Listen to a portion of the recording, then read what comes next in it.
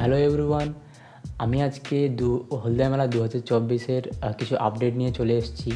তো প্রথমে যেটা বলি যে এই মেলাটা হবে। তো আমি জানি এটা শুনে সবাই খুশি হয়েছে যে মেলাটা হচ্ছে।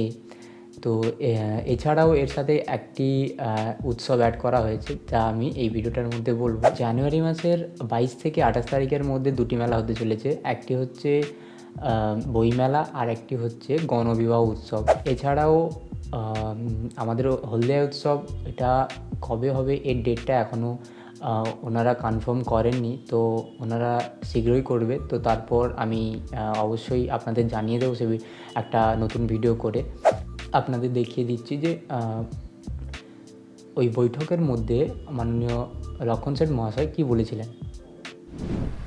এই সভার সিদ্ধান্ত যে আমরা দুটি মেলা, একটা হচ্ছে বইমেলা, হলদিয়া বইমেলা, আর একটি হচ্ছে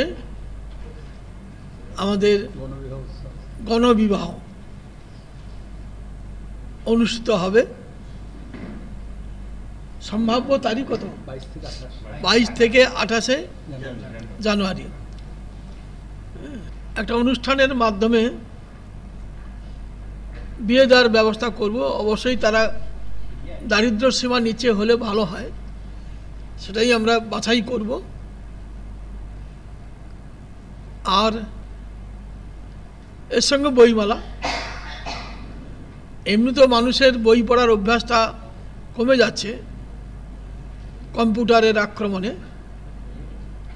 তাহলেও এই ধরনের অনুষ্ঠানের মাধ্যমে মানুষের মধ্যে পড়াশোনার যে সংস্কৃতি, সেটাকে বাঁচিয়ে রাখতে হবে।